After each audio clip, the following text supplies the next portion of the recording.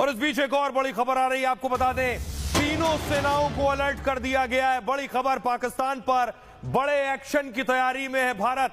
खबर मिल रही है हमें सोर्सेज से कि तीनों सेनाओं को अलर्ट कर दिया गया है। तीनों सेनाओं को कहा गया है कि आप अलर्ट पर रहें, कभी भी कोई भी एक्शन हो सकता है।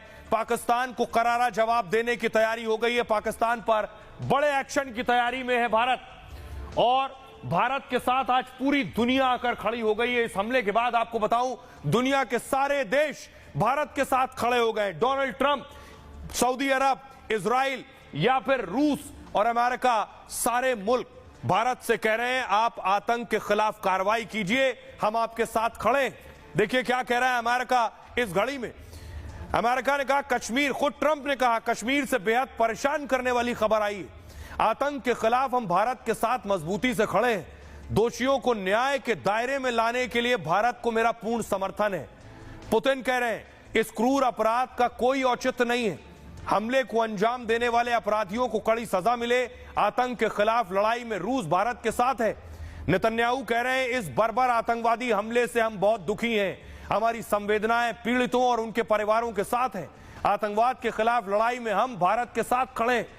सऊदी अरब कह रहा है पहलगाम में हुए भयानक आतंकी हमले की निंदा करते हैं। मारे गए निर्दोष लोगों और घायलों के प्रति हमारी संवेदनाएं हैं। हम भारत के साथ खड़े हैं और उसकी हर मदद को तैयार हैं।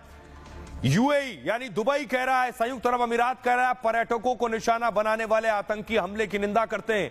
यह अंतर्राष्ट्रीय कानूनों का उल्लंघन और आपराधिक कृत्य है। हिंसा और आतंकवाद किसी भी रूप में स्वीकार्य नहीं है।